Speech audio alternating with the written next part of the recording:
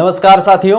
आज के वीडियो के माध्यम से हम चर्चा करेंगे कि आखिरकार बीए, बीएससी, बीकॉम कि अगर आप 5वें सेमेस्टर में जाते हैं यानी थर्ड ईयर में जाते हैं तो क्या-क्या चेंजमेंट होने को देखने को मिलता है आपको। चूंकि बहुत सारे उथल-पुथल आपको देखने को मिलेगी। चूंकि माइनर का पेपर जो अभी तक आपका होता था उसका टेंशन मुक्त आज के बाद में आप हो जाएंगे। यानी 5वें सेमेस्टर में पहुंचने का सबसे बड़ा फायदा क्या है दोस्तों? सबसे बड़ा फायदा यह है कि जो माइनर का पेपर होता था, अभी तक माइनर सब्जेक्ट का एक पेपर होता था, वो पेपर जो एक प्रकार से अब आपको नहीं देना है। तो सबसे बड़ा जो टेंशन आपका होता था माइनर पेपर का वो खत्म, ये लफड़ा खत्म।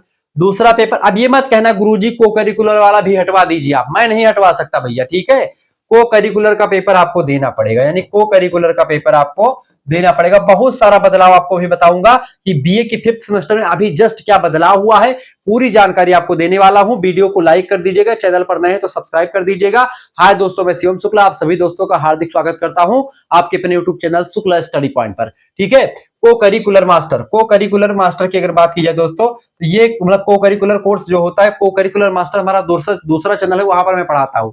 तो को करिकुलर का पेपर होगा और 5वें सेमेस्टर में दोस्तों अब की बार analytic ability and digital awareness, यानी कि को करिकुलर कोर्स सबसे हार्ड अभी तक का जो आएगा वो 5वें सेमेस्टर में आने वाला है। यानी इसमें बीए में आप हैं, बीए से बढ़ करके बहुत सारी, इसमें आपको पढ़ना पड़ेगा क्या दोस्तों? कंप्यूटर के बारे में।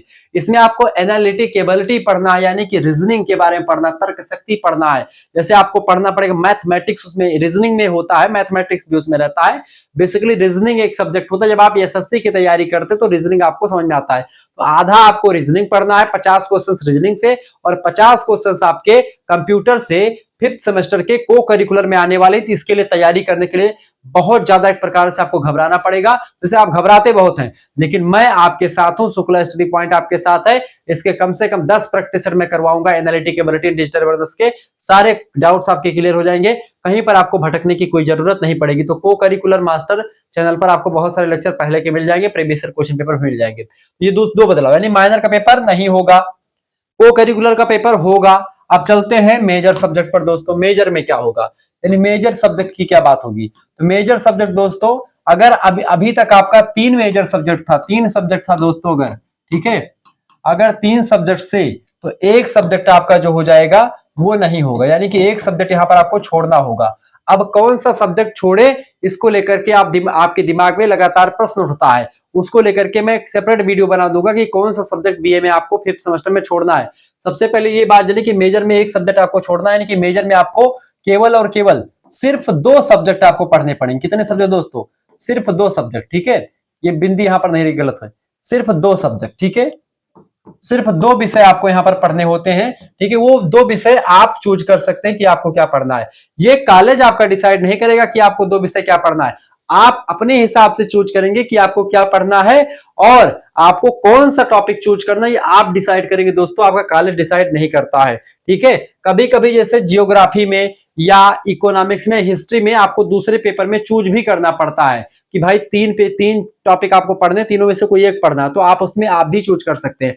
हालांकि कॉलेज वाले जो पढ़ाते हैं उसी को चूज करवा देते हैं, वो अलग बात है, लेकिन चूज करने का अधिकार आपके पास ही था। जब एग्जामिनेशन फॉर्म आप भरते तो उसी समय चूज कर सकते हैं। तो सिर्फ 2 विषय का पेपर होगा दोस्तों।